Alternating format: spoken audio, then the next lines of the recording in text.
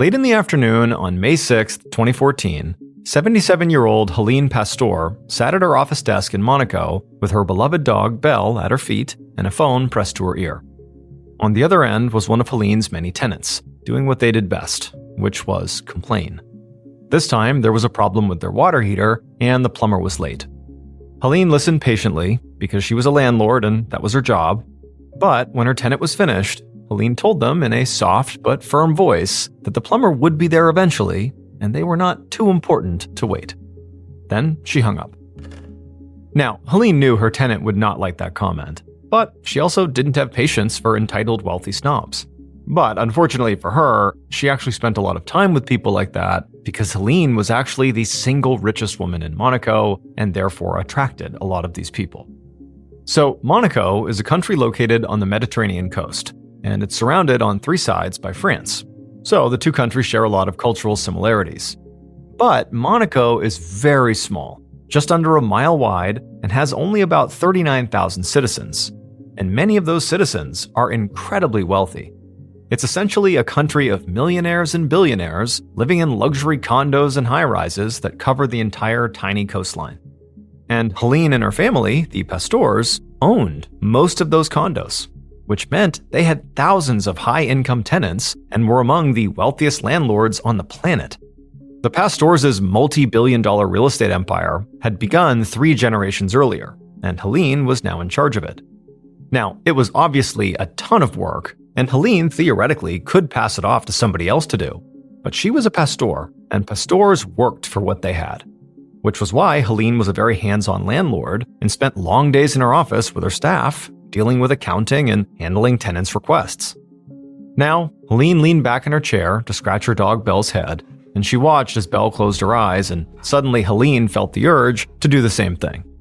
However, she still needed to call her daughter, Sylvia, before she left for the day. Sylvia was 53 and had been diagnosed with breast cancer 2 years earlier, so Helen naturally worried about her a lot and made sure to check in on her daily. Helen reached for the phone again and dialed Sylvia's number. When she heard her daughter say hello on the other end, Helen asked her how she was feeling. But Sylvia said she couldn't talk because her massage therapist had just arrived. So she excused herself and hung up. Helen stared at the receiver as the dial tone blared through it, trying hard not to feel hurt. It was moments like these where Helen wondered if her own daughter even liked her. But deep down, Helen knew exactly who to actually blame here. Sylvia's boyfriend, Wojciech. Sylvia had been with Wojciech for almost 3 decades, and it seemed like everybody in Monaco absolutely loved him. He was charming and gregarious and gave a ton of money to charity, but Helen had always felt like there was something off about him, and she worried that he was taking advantage of her daughter's famous last name. But she couldn't bring herself to actually tell Sylvia about her suspicions, so instead, they had a lot of unspoken tension, which caused lots of little arguments. Helen looked over at the time, then stood and smoothed out her Chanel suit. She needed to get on with it if she wanted to see her son, Gildo, tonight. Gildo had been at the hospital for the last few months after having a stroke, and so Helen visited him daily, making the 45-minute drive from Monaco to where he was hospitalized in Nice, France. Now, the daily commute was a lot, especially because Helen was always so busy, but she never even considered doing anything else. Gildo was 47 years old, but he was still her child, and the whole ordeal had been awful and emotional for Helen, especially on top of Sylvia's cancer diagnosis. Seeing her children suffer like this had reminded Helen that money really couldn't save you from everything, even in Monaco. Helen grabbed her very expensive Hermes purse, then told her dog Belle it was time to go. Helen and Belle walked out the door of her office and climbed into a black minivan that was waiting on the curb. As soon as Helen slid into the back seat, she was greeted by her 64-year-old driver, Mohammed Darwich.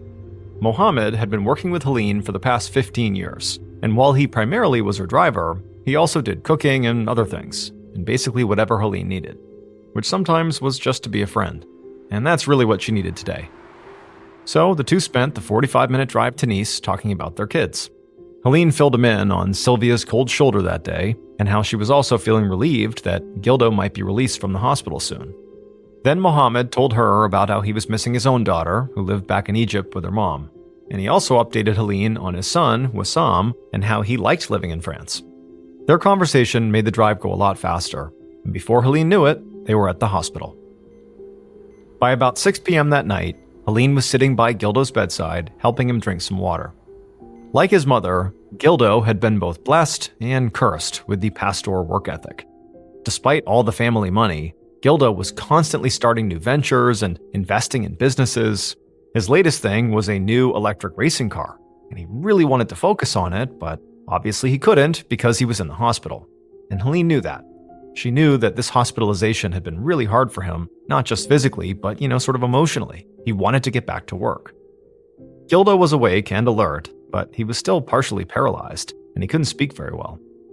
Helen sat with her son, talking to him and checking in with his doctors, and after about an hour, she kissed his forehead and told him she would see him soon. Just after 7 p.m., Helen left the hospital and walked over to the minivan where Mohammed was. She climbed into the front passenger seat this time because Belle had stretched out in the back seat. Mohammed started the car and began making his way out of the lot towards the busy streets of Nice. The exit was very congested, with cars trying to get around one another and pedestrians kept crossing the street. But eventually, Mohammed was finally able to pull out of the lot and turn right before pretty much immediately getting stopped again by traffic. Helen simply leaned back in her seat and just let the noise outside fade to a blur as she tried to just accept that she'd be in traffic for a while, and so she should just relax. But as soon as she put her head back, suddenly something out her window caught her eye. It was a person jogging straight towards them. This person had a hat pulled down low around their eyes, so Helen didn't know who it was, but then she saw what they were holding. And immediately she screamed at Mohammed to drive, but before Mohammed could react, Helen heard a loud bang and the sound of shattering glass. Then Helen was dimly aware of the pedestrians all around the car screaming before she heard another bang, and then everything went black.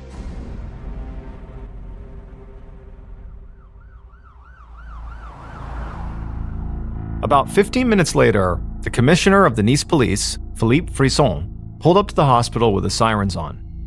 He'd been in his office, about to finish up for the day, when he'd heard a call about potential shots fired, but he had no idea how serious it was. So when he got to the scene, he parked and jumped out of his car, and the first thing he saw was this big crowd of people gathered on the street right across from the hospital.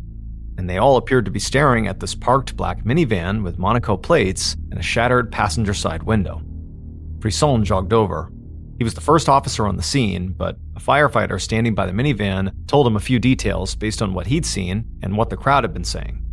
Apparently, a man dressed in black had come out of nowhere on foot and fired 2 shots into the minivan, hitting both the man and the woman who were inside, both in the head. There had been a dog in the car, but it was uninjured. The shooter had disappeared back into the crowd, and witnesses saw a second man, also dressed in black, follow after him.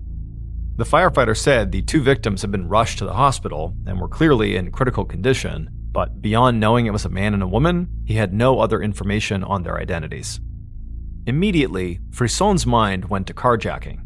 Nice didn't have a huge amount of crime, but one of its more common issues was something called the car door grab, which was when criminals would target cars stuck in traffic for robbery.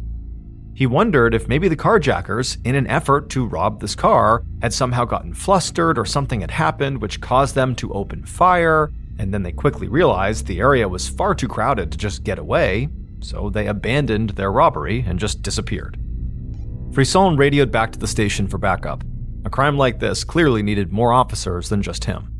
And when Frisson got through to the dispatcher, not only did she say she would dispatch more officers, but also she had some new information: the identities of the 2 victims. And the reason she already had their identities is because one of the 2 victims was incredibly famous. The woman who had been shot was the Helen Pastor, and the other victim was her driver, Mohammed Darwich. Frisson instantly froze, because of course he knew Helen Pastor's name. Everyone did. She was the matriarch of the Pastor dynasty, who owned most of Monaco. She not only had billions of dollars, but she had connections to Monaco's actual royal family. And so even though Frisson had been on the force for over 30 years by this point, when he heard this new piece of critical information, suddenly he felt nervous. This was going to be, by far, the most high-profile case he had ever worked. And also, now that he knew the identities of his victims, his theory of what actually happened here completely changed. There was no way the richest woman in Monaco just happened to be targeted by random carjackers. This had to be a hit. Frisson got off his radio and walked over to the minivan and looked inside. He could see there was a purse on the dashboard covered in glass shards, and this solidified his belief that this was no robbery. But then he noticed something else. The front seats were covered in all these little holes, these little punctures, almost like somebody had fired a BB gun repeatedly into the seat. But Frisson knew what this actually meant. He was looking at the blast from a shotgun. And this struck Frisson as being very strange. A shotgun was just an odd weapon to use if this really was a hit, because it was big and bulky. I mean, you really couldn't carry it around in public without attracting a lot of attention. And so if you were a skilled hitman, a shotgun is not your first choice for a weapon. And so this fact, combined with the broad daylight approach, told Frisson that whoever had shot Helen and her driver was likely not an experienced hitman, but an amateur, which was not what he would have expected. Just then, Frisson heard police sirens cut through the air. His backup had arrived. Minutes later, the scene was surrounded by dozens of uniformed officers, crime scene tape, and technicians who were gathering swabs and other evidence from inside the van. The witness reports were hugely helpful, but Frisson also wanted to check if there was surveillance in the area. So, when he was done taking statements, he pulled another officer aside and asked him to go look for CCTV cameras. So, in France, many cities and towns have what's called closed-circuit television in outdoor public places, which is a network of surveillance video that law enforcement can access. Nice has more of these cameras than any city in France, so Frisson was hopeful they'd find at least one camera that caught the attack. And so the officer hurried off to go look, and Frisson decided to head back to the station while the crime scene techs finished processing the scene. After all, it was getting late, and he needed to meet with his team and make a game plan.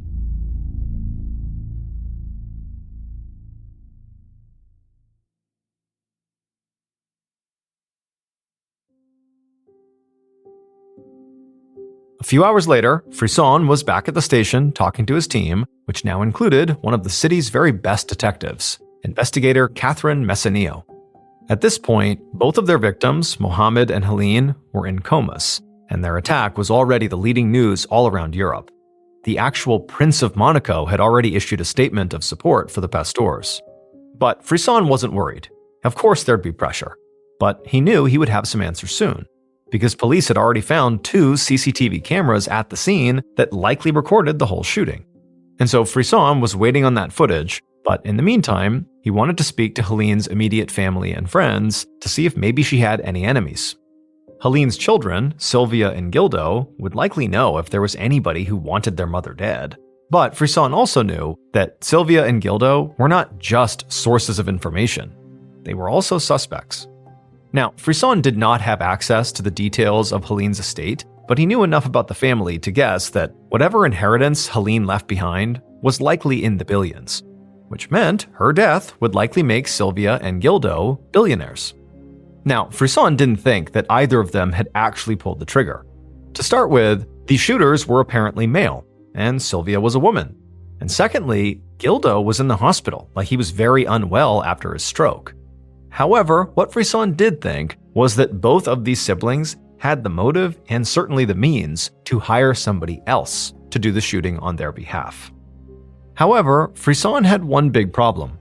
Sylvia and Gildo, and all of the people he wanted to speak to, lived in Monaco. Since Frisson and his team were French and his crime had happened in France, they had no jurisdiction there. They could not just walk up to citizens of Monaco, especially very notable citizens like the pastors, and demand an interview. So, in order to talk to Helen's children and her inner circle, they really couldn't even imply that they were suspects. They had to treat them really nicely and just hope they cooperate. The next morning, Frisson sat inside of a very expensive-looking living room in one of the pastor's many Monaco apartment buildings.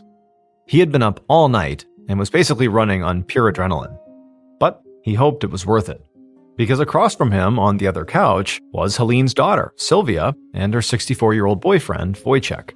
A large white dog paced around them. It was Helen's dog, who had been in the car during the shooting. When Frisson had reached out to Sylvia and Wojciech for this interview, they were both eager to give it. And now, sitting here face to face with them, it seemed fairly obvious that they were completely devastated by what happened. Sylvia appeared to be somewhere between shock and panic, but appeared to be doing everything she could to try to stay calm.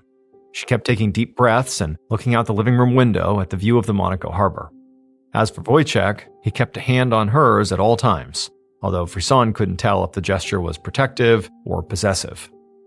Frisson wanted to tread carefully here, because Sylvia and Wojciech could actually just kick him out at any moment, and he couldn't do anything about it.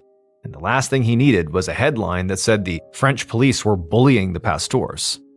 So he started with just some light background questions about Helen. And in a shaking voice, Sylvia described her mother as tough, but incredibly generous. She admitted that she and her mom actually did fight a lot, but it was just over silly things, and they were actually very close. She said Helen called her frequently because Sylvia had been battling breast cancer, and her mother liked to check in and make sure she was okay with her treatment. When Frisson asked her about enemies, Sylvia shook her head. She said that her mother tended to keep to herself and didn't typically engage with the Monaco social scene, and so the idea that somebody would want to hurt her just didn't make sense. Wojciech seemed equally mystified. He told Frisson that he and Sylvia had been together for 28 years and they had a daughter together.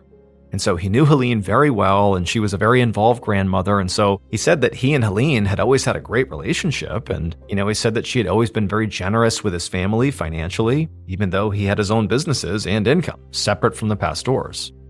The mention of finances made Frisson perk up.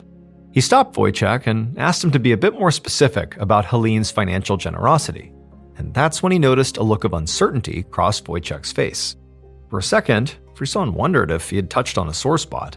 But Wojciech recovered quickly, and with an easy smile, he explained that Helen gave both Gildo and also Sylvia a monthly allowance of about 500,000 euros each, which is about 600,000 US dollars.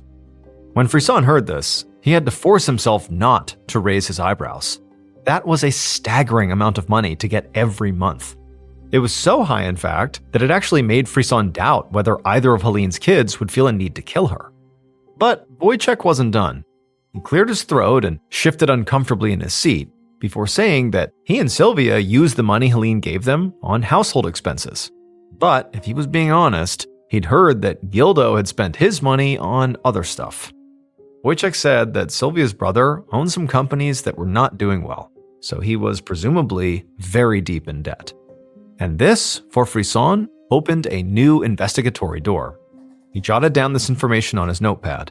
He was meeting with Gildo next, and if Wojciech was right, the debt was a huge red flag, and made Gildo look like a pretty good suspect. The detective spoke to the couple for a bit longer, but they didn't have much else to say. So eventually, Frisson thanked them for their time, and he got up to go. When Frisson walked into Gildo's hospital room 45 minutes later, he was shocked by what he saw. He had known that Gildo was sick, but he hadn't been prepared for just how sick. Gildo could barely move or speak. In fact, the only way he could reasonably communicate was by blinking. And so Frisson sat down at his bedside and started with a few simple questions.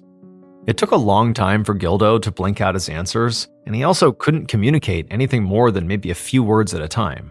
And so it was obvious very quickly that due to this communication snafu, Frisson wasn't going to get much, and Gildo was very frustrated.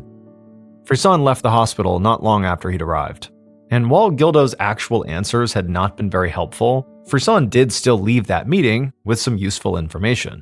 And that was, not only was it fairly obvious that Gildo simply could not have been the one pulling the trigger just physically, but also it was clear he wasn't in any shape to be planning a hired hit. I mean, he could barely communicate with Frisson.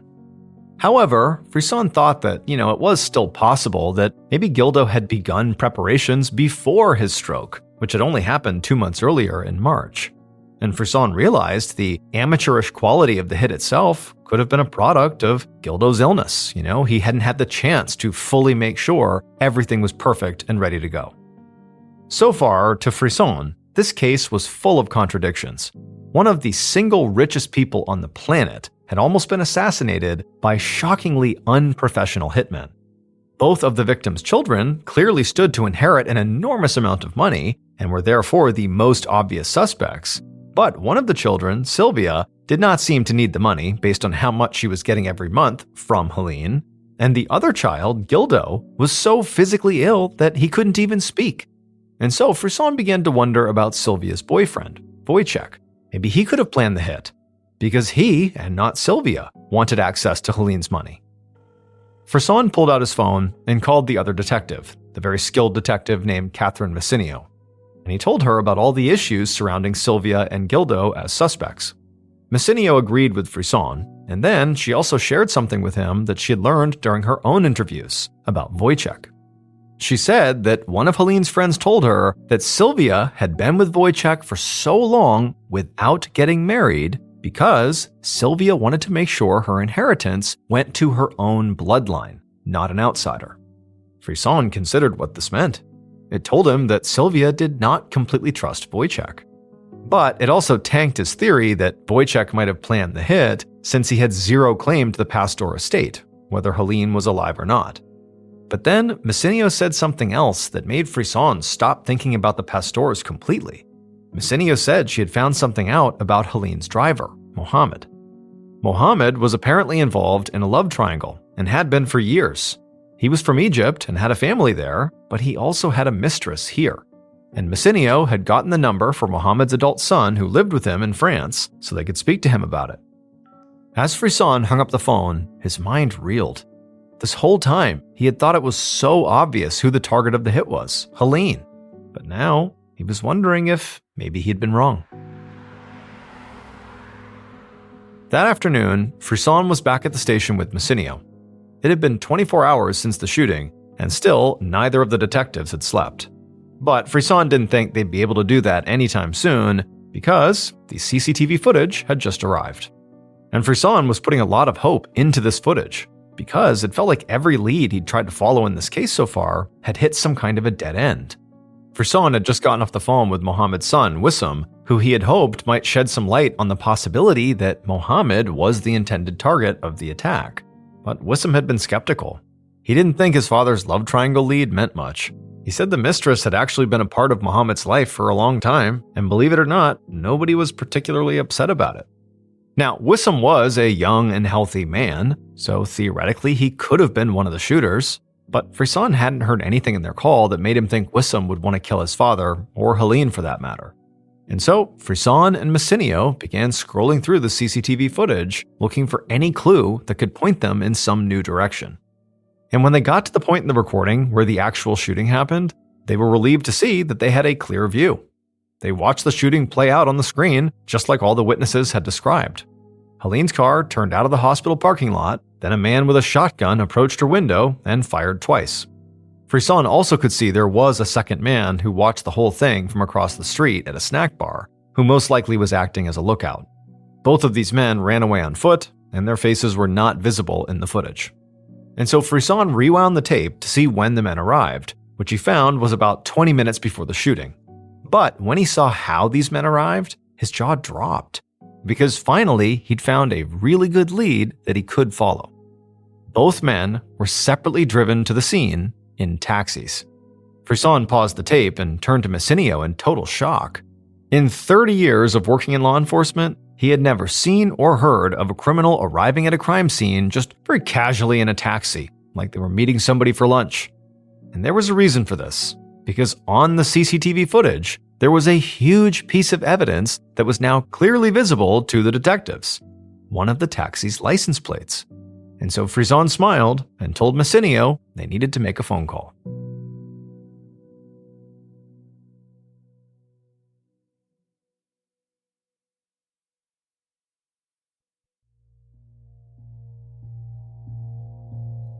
That evening, Frisson, Massinio, and a group of officers rushed into the lobby of the Hotel Azur in Nice. In Frisson's hands was a photo of both of the shooters. After calling the taxi company, everything had moved really fast. The taxi dispatch had a record of the rides and gave detectives the mobile numbers used to book each cab. It hadn't taken long for Frisson's team to connect those numbers to two burner phones that were purchased just hours before the shooting at a store about 2 hours away from the hospital in a French city called Marseille. The police were able to access the CCTVs near that store and literally watch the shooters leave with their phones and catch a train to Nice. And best of all, one of the cameras at the train station gave the police a very clear shot of the shooters' faces. Neither of them were Helene's or Mohammed's relatives, which didn't surprise Frisson since he was sure this had to be a hired hit, even if it was sloppy. But in order to find out who masterminded this attack, he needed to ID these two shooters, which was why he was now at this hotel.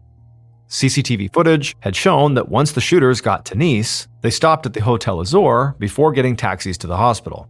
So Frisson approached the reception desk with the picture and asked the person manning it if they had seen the men in the photo.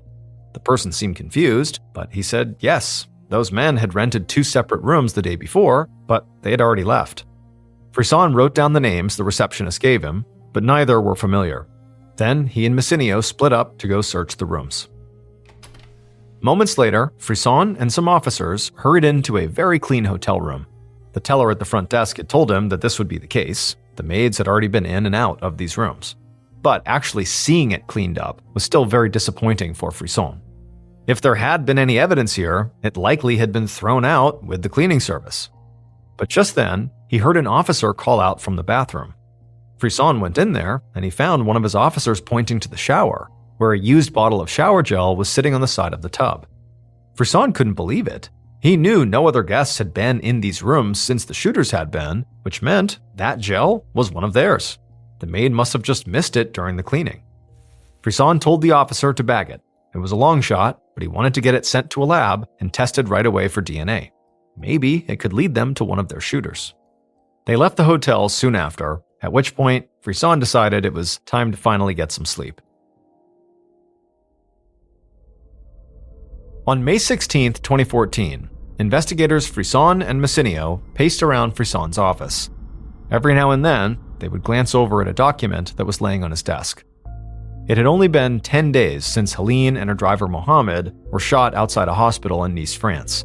Helen was still alive and in a coma, but Mohammed had died, which made Frisson the official lead of a murder investigation.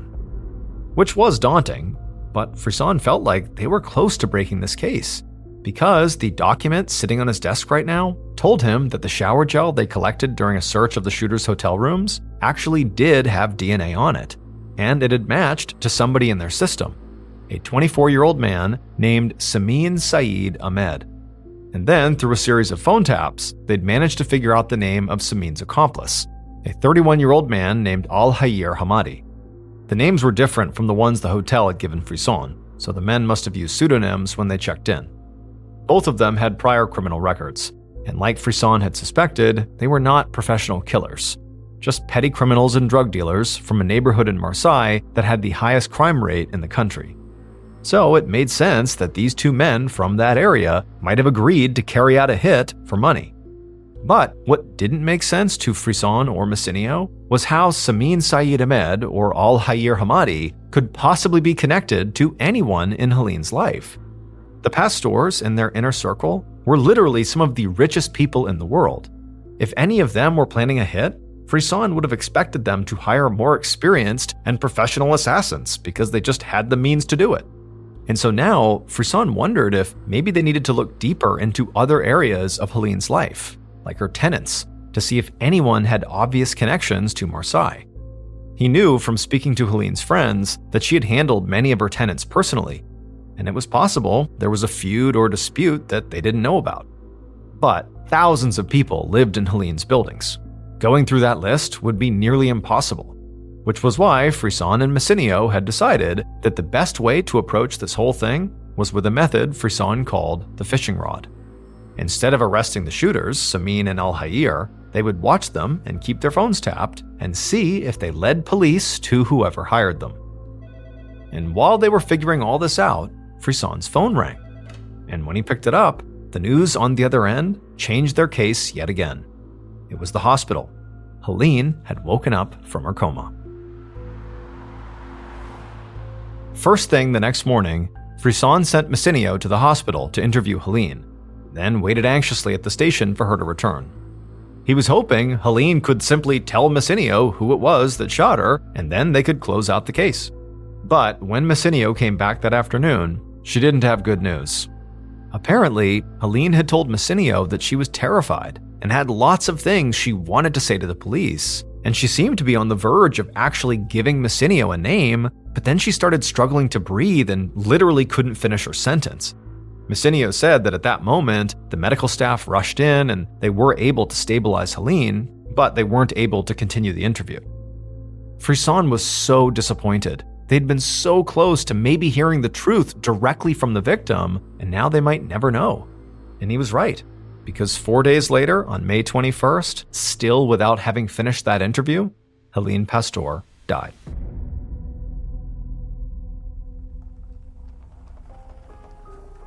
Two weeks later, in early June, Frisson parked his car and walked inside the station to start his day.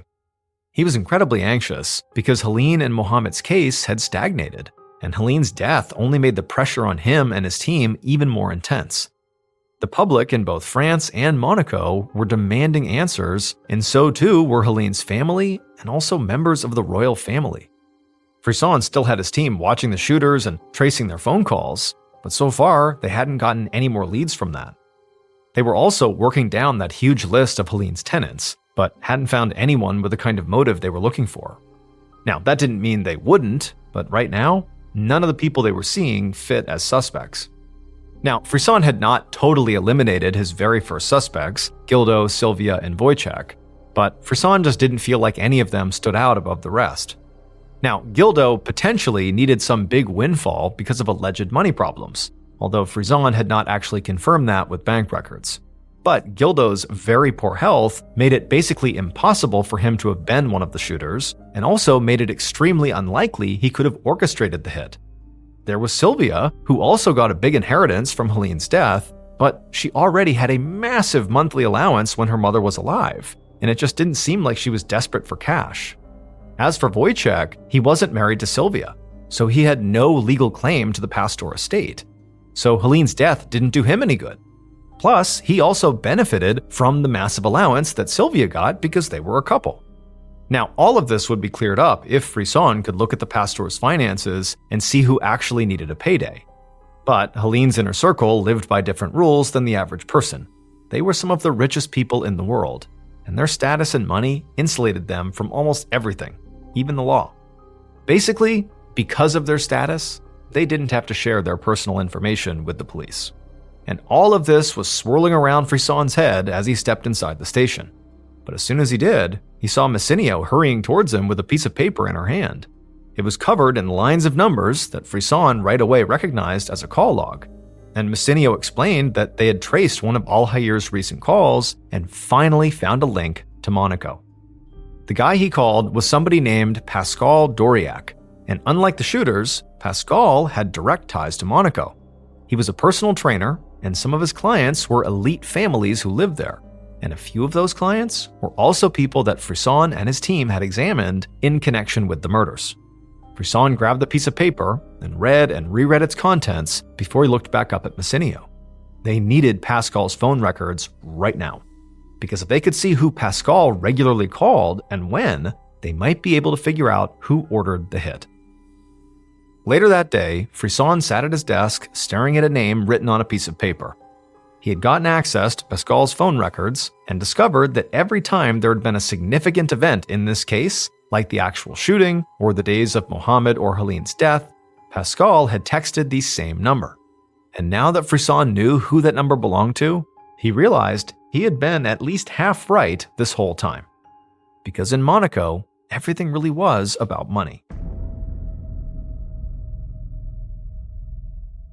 Based on the police investigation, multiple confessions, video surveillance, and bank records, here is a reconstruction of what police believe happened to Helen Pastor and Mohamed Darwish on the evening of May 6, 2014.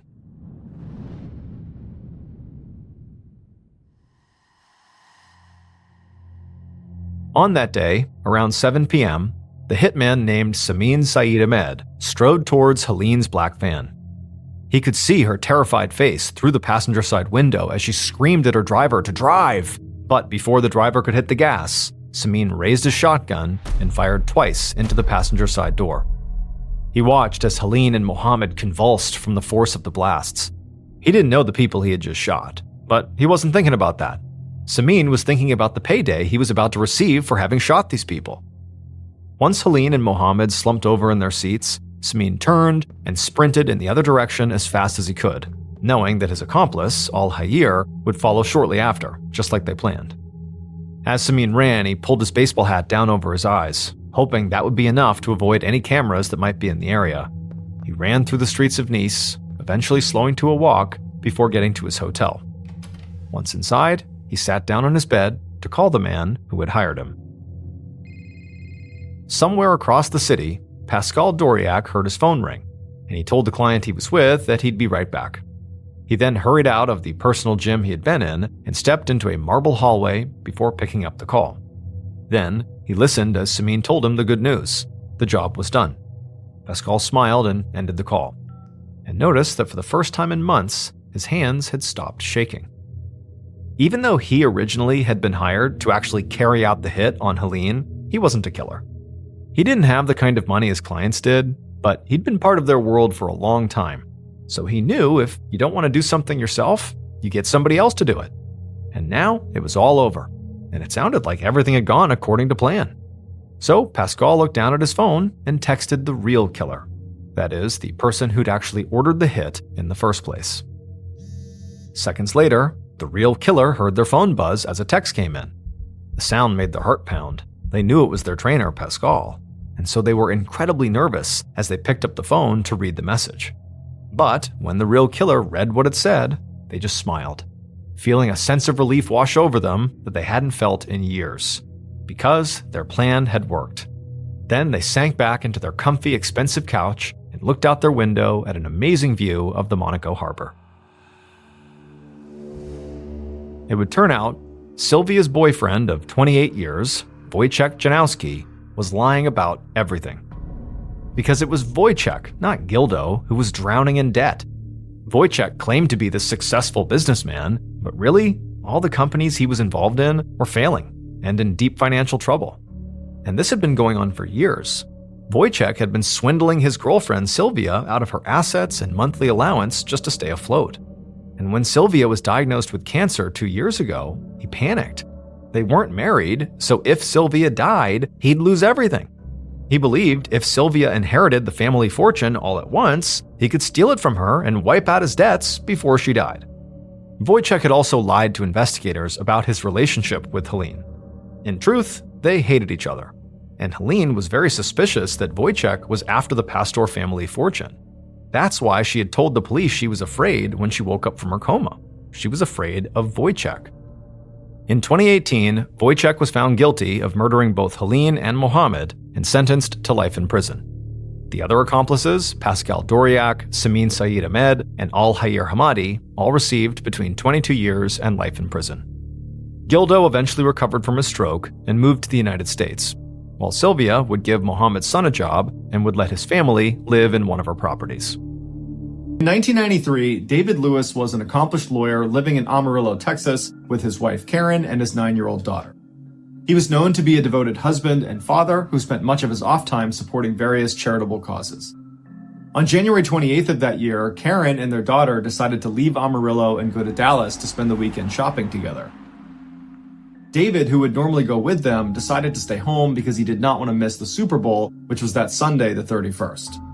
So Karen and their daughter left, and then a couple of days later, on the 31st, they returned to Amarillo, and they actually got back to their house right after the Super Bowl had ended. And so they anticipated going into the house and finding David either cleaning up after himself or maybe watching the post-game. But when they walked in, the TV was still on and turned to the channel the Super Bowl had been on, but David was nowhere to be found. Karen noticed that the VCR was actually still recording. David was known to record all major sports games and watch them again, and so clearly he had not turned off the recording.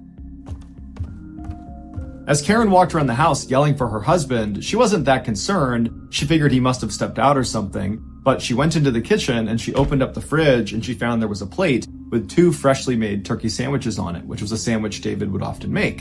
And she thought that was pretty weird that he would have made them and then let them sit inside the fridge. And so she closed the fridge and turned around, and on the counter in the kitchen was his wedding band and his watch. And so even though there were all these kind of strange things that Karen was finding in the house, she really wasn't that concerned. There was no sign of forced entry. There was no sign the house had been burglarized. There was no sign of a struggle. And so she assumed her husband must have stepped out to watch the second half of the game at a friend's house and that he would be back later. And so Karen stayed up for a little while, but then ultimately she went to bed thinking he would be there in the morning. But the next morning when she got up, there was no sign of her husband, and so she went to the police. Within 24 hours, the police located David's abandoned car downtown near the courthouse. Under one of the car's floor mats, they located his car keys as well as his house keys. And then within the car, they found his checkbook, his credit cards, and his driver's license, all in the places they should be. They looked into his bank activity and they saw there was a recent deposit for $5,000 into his family's account. They also saw that he recently purchased 2 plane tickets. One was from Los Angeles to Dallas, and the other was from Dallas to Amarillo, but it wasn't clear if he had used either of these tickets. When Karen was told about the found car and the strange bank activity, she told police that her husband had recently told her that he actually thought he might be in danger, because he was scheduled to give a deposition in Dallas later that month in a conflict of interest case between his old law firm and a wealthy client. And David was being pressured to cover up some of the wrongdoings of his previous law firm, and he just wasn't willing to do that. He told his family that he was going to tell the truth no matter who it hurt. David understood that put a huge target on his back.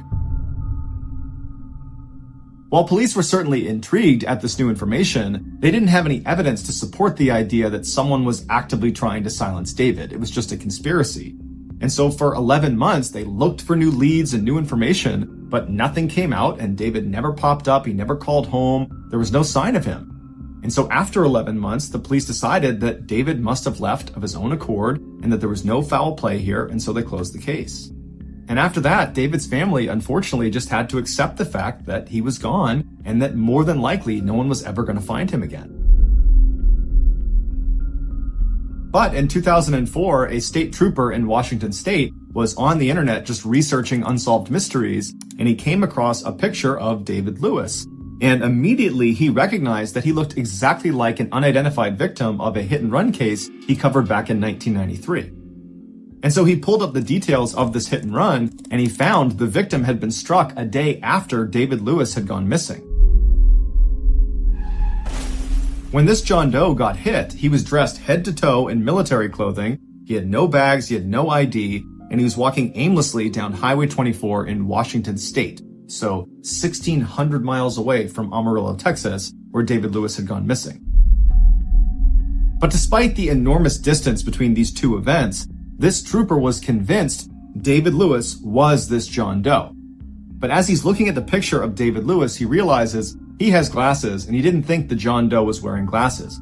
But just to be sure, he checked the belongings list of the John Doe and it said he did have glasses. And it was the exact same kind that David was wearing in the picture. And eventually, DNA would confirm that David Lewis was the John Doe. Now, this solved the mystery of where David Lewis went, but it did not solve the mystery of why he went there. Why did David go to Washington, a place where he has no ties? And if David was the one who hit record on his VCR on the night of the Super Bowl, that means he would have only had less than 24 hours to move 1,600 miles to Washington state without his car. And why was he wearing military clothing? Was that his clothing? Did he buy it? Did someone make him wear it? Where was his luggage? What was he doing walking down the highway? David's assertions to his wife that his life was in danger, his demeanor as a loving family man, and the nature of his job as an attorney has many people, his family included, believing that he was the victim of foul play. But officially, the police have said David left the house of his own accord and his death was ruled an accident.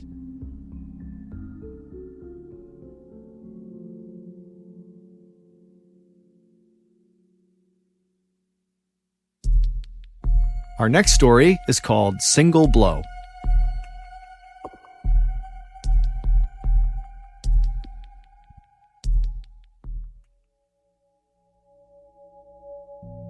In 1996, Blair Adams was 31 years old and living in Surrey, British Columbia. Although in the past he had struggled with substance abuse and alcoholism, over the previous 2 years he had really gotten his act together and got a great job as a foreman at a local construction company. He was known to be a cheerful and friendly guy that did not have any known enemies. But that summer, Blair started exhibiting uncharacteristic mood swings that his mother would describe as being frequent and wild. In a matter of weeks, Blair transformed from being very calm and relaxed and friendly to being totally panicked all the time and always looking over his shoulder, and he was so stressed out he couldn't sleep at night. And he began telling his coworkers that he was fairly certain someone was trying to kill him. And they would say to him, "Blair, I don't think you're okay. You really need to see a doctor." When his mother confronted him about his erratic, paranoid behavior, he told her, "Mom, I really shouldn't tell you about it." And she said, "What's it?" And he said, "Mom, I can't say anything else." And that was it. She could never get any more information out of her son. Blair's strange behavior came to a head on Friday, July 5th, when he went to his bank and withdrew all of the cash out of his account, totaling $6,000, and he also emptied his safety deposit box, which contained thousands of dollars worth of jewelry and gold. 2 days later, on Sunday, he left his house and drove 30 minutes to the Canada-USA border, and he attempted to enter the United States. But being a single guy carrying a bunch of cash and jewelry and acting really nervous, he fit the profile of a drug trafficker, and so he was denied entry. Frustrated, Blair left and went back to his house, and the next day, which was Monday, he went to his construction site and he abruptly told his boss that he was quitting. And he didn't even pick up his final paycheck, he just left. After leaving the construction site, he went straight to the airport where he promptly purchased a $1,600 round trip to Frankfurt, Germany. Although we don't know why he wanted to go to Frankfurt, Germany, he did work there briefly the year before. His flight was supposed to leave the following day, which was Tuesday, but immediately after purchasing this plane ticket, Blair suddenly decided that he needed to try again to cross into the USA. So he rushed to a friend's house, he knocked on her door, she opens it up and he looks totally disheveled, and he's telling her that someone's trying to kill me, I need your help getting across the border, I just got rejected a couple of days ago, can you please drive me across, you got kids, it'll look much more convincing, can you do that for me? And she was really spooked by his behavior and felt like this is not something I want to get involved with, and so she said, "Sorry, I can't help you." So Blair headed home where he hid out for the day, and then the next day, Tuesday, he went to the airport, but instead of getting on his flight to Frankfurt, Germany, he went to the front desk and requested a refund, and it was granted. He told them that the person he was going to meet in Germany had gotten sick, and so now he couldn't go. And so the only person he could have been talking about was the girl he had briefly had a fling with when he was there for work the year earlier. But later on, investigators would talk to that German girl, and she would say she was not in touch with Blair, and she definitely was not expecting him. Blair left the airport and rented a car, which was a Nissan Altima, and he immediately went to the US-Canada border, except this time he was able to get across.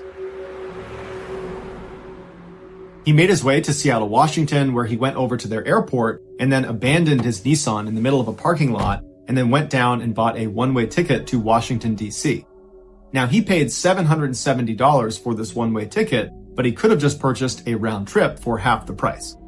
But either way, he boarded the plane that night, and by Wednesday morning, he was in Washington, D.C. He got off the plane and rented another car, which was a Toyota Camry, and then drove 500 miles southwest to Knoxville, Tennessee.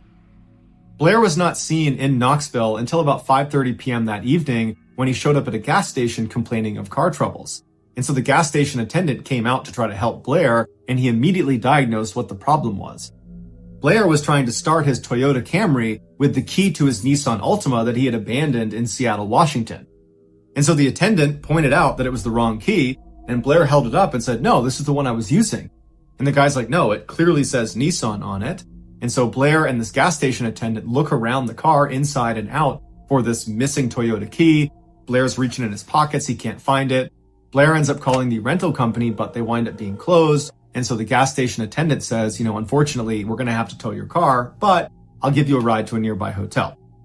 And so Blair accepted the ride, and just after 6 p.m. that night, Blair walked through the front door of the Fairfield Inn, and then promptly turned around and walked out, and then walked in, and then walked out.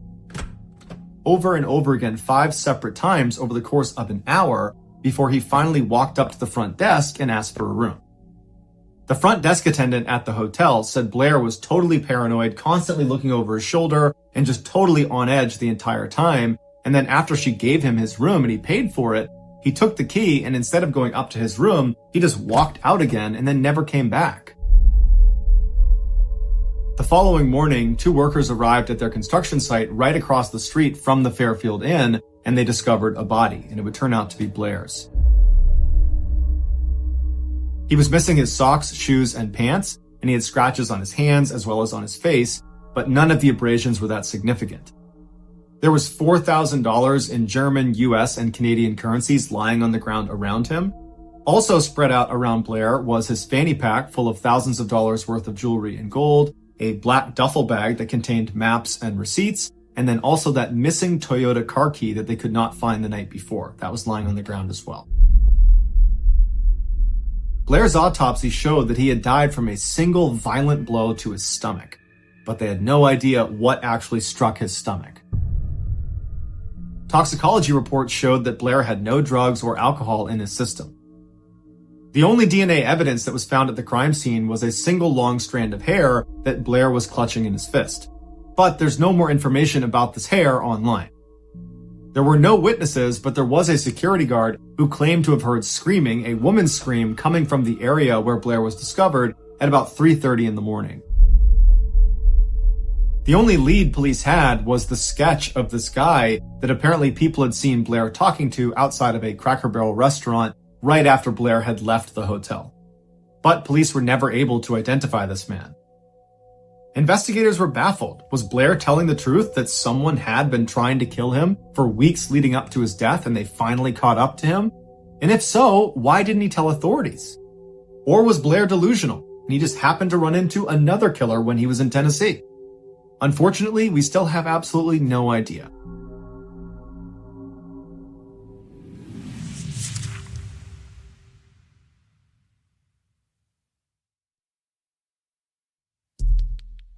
The next and final story of today's episode is called Riddle Me This.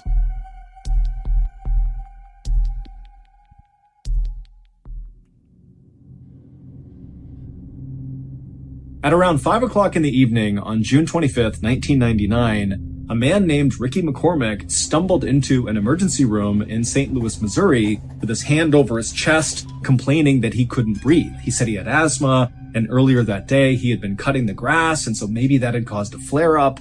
But either way, here he was in a lot of discomfort saying, I need help. Ricky was 41 years old, and for his whole life, he had had heart and lung problems, and so him arriving in this state in the ER was actually not all that uncommon for him. And so this hospital did what they did with anyone who came in complaining that they couldn't breathe. They immediately took Ricky to a back exam room, and they hooked him up to all these monitors to make sure his heartbeat was steady and that his oxygen levels were plenty high. And once Ricky was in the exam room getting hooked up, he started acting really agitated, and he kept looking around the room like he was scared that someone was going to jump out at him. And he was also sweating profusely, and whenever he did speak, he spoke so quickly no one could really understand him. But despite Ricky's odd behavior, the heart monitor showed his heart was beating steadily, his oxygen levels were perfectly fine, and when the doctor came in and examined Ricky, even though he clearly saw that something was off about Ricky, there wasn't any sign that there was anything physically wrong with Ricky. And so the doctor and the nurses agreed that whatever was going on with Ricky had to be psychological. And as it happened, Ricky did have a long history of psychological issues. He was known for making things up all the time, just telling people these crazy stories about himself, like how he was this talented singer and he was about to go on tour, or that he was actually a prince, or that he was studying to be a doctor. I mean, things that nobody thought was true, but Ricky would say as if this is just common knowledge. This is who I am. And so Ricky's family for the longest time had just assumed that Ricky was either bipolar or maybe schizophrenic. Those are both serious mental health disorders that totally disrupt normal thinking. But Ricky, despite being encouraged by his friends and family to go get help, never got help for any of his psychological issues. And so Ricky's life had kind of gone off the rails. He had dropped out of high school and not gone back to any sort of schooling, and he had spent some time in jail. Now, Ricky was living in a low-income, very dangerous part of St. Louis, which is a big Midwestern city on the Mississippi River, that in 1999 had a very serious issue with gang violence. Ricky absolutely hated it there, but he had no way to actually leave St. Louis. In fact, Ricky didn't even have his own place. He bounced around from his mother's place, his aunt's place, and his girlfriend's place. Ricky did work, but the work was very sporadic, and it was for the most part just night shifts for random odd jobs. And when Ricky was actually working, he really just spent his time chain smoking cigarettes and drinking literally gallons of coffee. Back at the ER, Ricky, who was still in the exam room, had only been there for less than an hour when the doctor came back in and told Ricky that he was okay and he was going to be discharged. Now, Ricky immediately said, no, I have to be here tonight. I need to stay here. You need to admit me. But the doctor just kind of ignored what he said and handed him the discharge paperwork. 15 minutes later, when a nurse came back into the exam room to get this paperwork from Ricky, she would walk in and see Ricky still sitting on the exam bed, kind of fidgeting around, looking down at this paperwork on his lap that immediately she saw he had not filled out. He had just signed his name at the bottom. And when she walked in, Ricky looked up at her and he kind of shrugged his shoulders and looked at her and was like, I don't know how to read or write. Can you help me? And so the nurse immediately felt bad for Ricky. I mean, he's got dirty clothes on. He looks thin and frail. He's clearly very down on his luck. There's some issues happening with this guy, and he can't even fill out his discharge paperwork. And so she said, no problem. She sat down with him, and together they filled out his paperwork. And then afterwards, when she walked him out of the exam room back to the front of the hospital, Ricky turned to her and said, instead of going home, can you just let me stay here in the lobby just for tonight? And this nurse, who knew she was not allowed to do this, she looked around and saw it was not a busy night there. And so she said, okay, as long as you don't bother anyone, you can stay here. And so Ricky thanked her repeatedly and then walked over to the corner, kind of far away from the front desk and far away from the front door. And he sat down and folded his arms, and then he just stared at the front door. And so this nurse assumed that Ricky actually must be homeless, especially based on, how he came in and how he was acting. And so she figured, he needs a place that's warm to stay tonight. And so the nurse went back to her station, and over the course of the next several hours, she would periodically look out into the lobby, expecting to see Ricky kind of curled up asleep in the corner.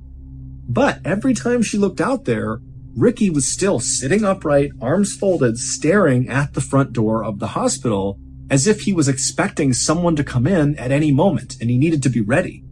And so she thought this was unusual, but she decided not to intervene. She just let him sit there and do his thing. Later that morning at 11:30 a.m., when the nice nurse who had allowed Ricky to stay in the lobby was leaving her shift, another crew of nurses came in, and right away they noticed Ricky was just sitting in the corner for no apparent reason. And when they walked up to him to ask if he was okay, what are you doing here? What can we do for you? Ricky, instead of trying to talk to any of these nurses, just got up and walked out of the hospital. After leaving the hospital, Ricky walked to a nearby payphone and he called his girlfriend, Sandy. And when Sandy picked up the phone, she immediately recognized her boyfriend's very familiar voice, but she also picked up that he sounded really tired and kind of out of it. And so when she asked him, are you okay? What's going on? Ricky would tell her that he had just spent the night in the hospital. But he didn't clarify that he had spent the night in the lobby of the hospital, not admitted as a patient at the hospital. But to Sandy, it really didn't matter because already this was raising red flags for her, because this was actually the second time that Ricky had gone to the ER just that week.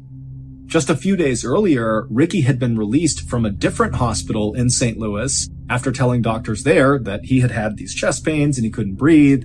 And so he had been admitted for a couple of days, but ultimately they determined that there really was nothing wrong with him. And they too believed whatever was happening with him had to be psychological. And so he had been released. Additionally, Sandy had been growing increasingly worried about Ricky because over the last several weeks, Ricky had begun acting really paranoid to the point where anytime he was in her apartment and somebody outside the apartment just walked down the hallway, Ricky would jump as if he was worried whoever was out there was going to barge in at any moment. But whenever Sandy asked Ricky, what's going on? Why are you so paranoid? He refused to elaborate. So, feeling very concerned about Ricky, on this phone call, Sandy would say to Ricky, please come to my apartment and let me take care of you. If you're not feeling well, I'll make you feel better. Just please come to my apartment right now. But Ricky said no, he did not want to go to Sandy's apartment. He told her instead he was going to walk to a nearby gas station to get a bite to eat, and then afterwards he would give Sandy a call. And so the two of them agreed to this plan, they hung up, but then Ricky did not call Sandy later.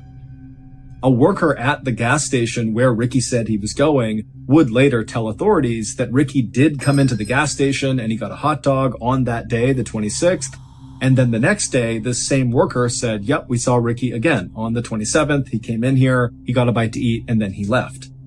But after that, nobody saw Ricky. Not his aunt, not his mom, not his girlfriend. He didn't show up in any other emergency rooms in Missouri. He just disappeared.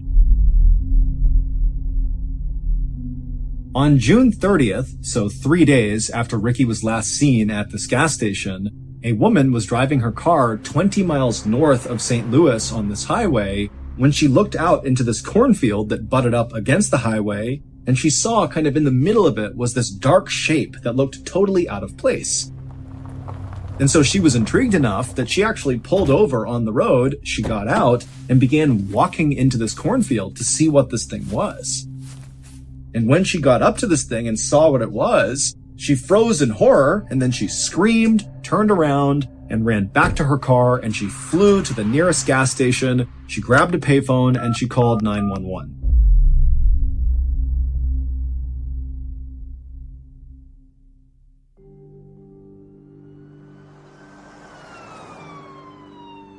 When the police arrived at this cornfield, they too walked out towards this dark thing, and then finally they saw what this thing was that had scared this woman. It was a dead person who was lying face down, their body was very badly decomposed, and in fact, their body was just kind of falling apart, like the fingers of this person's body had just kind of crumpled off of their hands. Now, based on what this person was wearing, they appeared to be male, but there was no way to tell how this person died or really how long they had been dead for. But despite the advanced decomposition, authorities were able to get a good fingerprint, and it would turn out that this body belonged to Ricky McCormick. The day after Ricky's body was found, the police would come out and say they were treating his death as a homicide. This area along this highway in this cornfield was actually a fairly common place for murderers to dump their victims. And it was very unlikely that Ricky had gotten there by himself. He didn't have a car. In fact, he didn't even have a driver's license. There was no public transportation that could have brought him to this spot. And if Ricky had decided to walk to this area for some reason, it was a solid 15 miles from where he lived and worked. Also, Ricky's body was way too decomposed relative to when he had last been seen alive, just 3 days earlier. And so there was a theory that perhaps he was killed somewhere else and then kept indoors in heat, and that had accelerated his decomposition, and then at some point whoever had killed him had moved his body and dumped it in this cornfield. And so on that first day of the homicide investigation, July 1st, the police put 18 detectives, so a ton of detectives, on this case, and they also appealed to the public to come forward if you had any information about what could have happened to Ricky McCormick. But just a day later, on July 2nd, the police came out and made an announcement that, after looking at all the evidence and looking at Ricky's body again, it did not appear, in fact, that he had been murdered, but instead he must have died of natural causes. This is a guy that had lung and heart problems, and so that is likely what killed him. Case closed. And so after this announcement, all of the evidence in Ricky's case was bundled up, put into storage, and people just kind of forgot about it. 6 months later, the Federal Bureau of Investigation, the FBI, got a tip that involved Ricky McCormick. They were working on a case in St. Louis, Missouri about this major drug dealer who apparently was ordering hits on his rivals, and a confidential informant came forward and told the FBI that this guy, Ricky McCormick, had gotten wrapped up with this major drug dealer. But they didn't really know what role Ricky was playing with this drug dealer. It was just kind of a rumor on the street that, Ricky was involved somehow. This did not make any sense to the FBI because they're thinking, Why would this big-time drug dealer who really was a mover and shaker in St. Louis get involved with this guy, Ricky McCormick, who was obviously deeply mentally ill and borderline homeless? I mean, what role could Ricky play for this drug dealer? But the FBI still did follow up on this tip because it was very credible. And when they spoke to the local police who had investigated Ricky's death, they got Ricky's file, which meant they got all of the evidence, and immediately the FBI realized the local police had overlooked a very strange piece of evidence found in Ricky's pocket. This strange evidence was quickly sent to FBI headquarters in Quantico, Virginia, and it landed on the desk of a forensic analyst named Dan Olson. Dan was relatively new to the FBI, but he was highly disciplined and very methodical. And so when he received this piece of evidence, he got to work right away trying to figure out what it was, what it meant in relationship to Ricky and this drug dealer. Maybe does it answer the question of how these people are connected? But despite his best efforts in calling in the experts and using every computer program to analyze this evidence, he just could not figure out what it meant. At the same time that Dan was doing this, the big drug dealer who was the target of that big FBI investigation in St. Louis was arrested on gun and drug charges, and so the big case was now over. And suddenly, trying to figure out what connection Ricky McCormick had to this drug dealer was kind of irrelevant because the drug dealer was behind bars and Ricky was already dead. And so the FBI kind of put a pause on trying to figure out what this evidence was. And so Dan, even though he was really curious now, he was fully invested in trying to figure out what this thing was, he realized he had to give it up too and move on to something else. And so the strange evidence went back into storage, and once again, everyone just kind of moved on from Ricky McCormick. But Dan never really forgot about this mystifying piece of evidence. It was always in the back of his mind. 22 years later, Dan Olson had now become very senior at the FBI. He was actually in charge of their cryptanalysis and racketeering unit.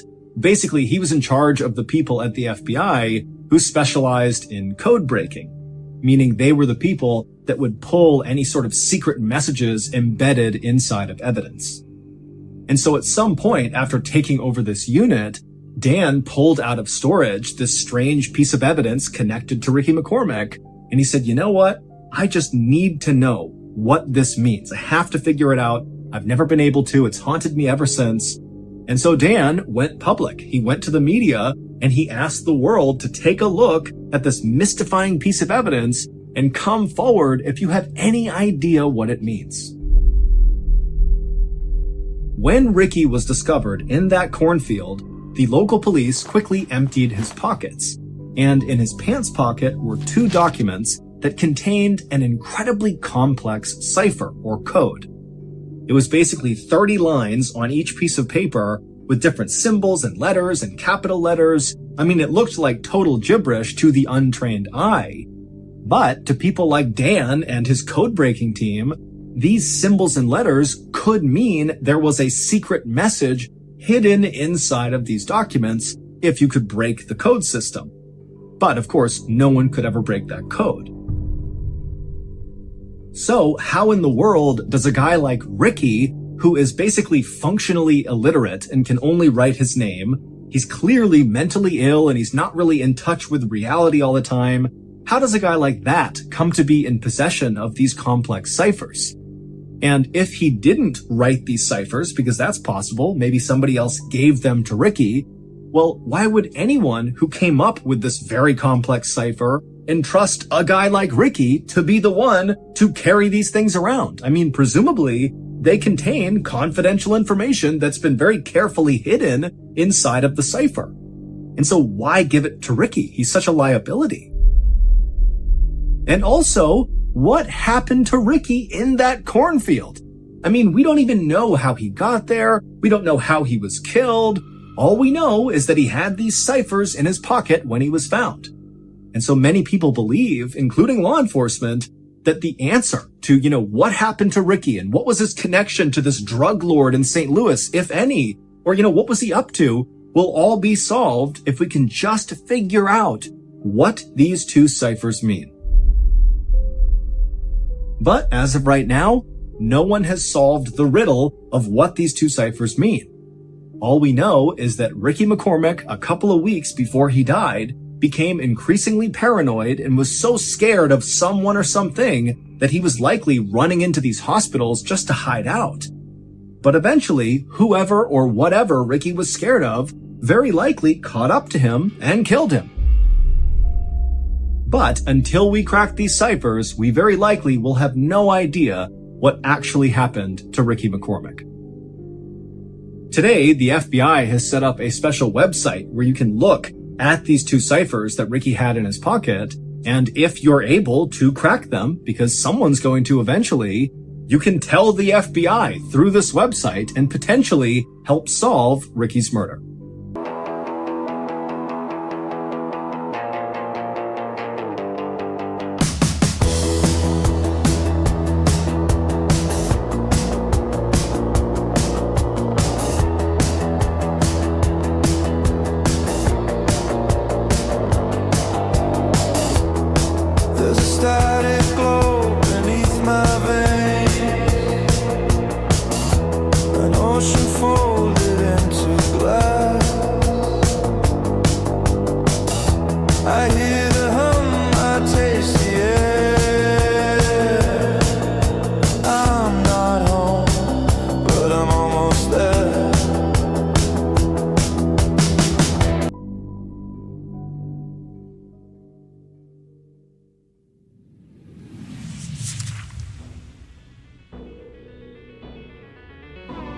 Thank you for listening to the Mr. Ballen podcast.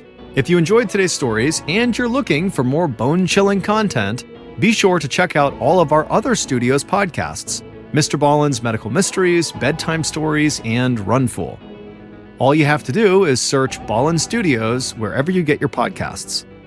To watch hundreds more stories just like the ones you heard today,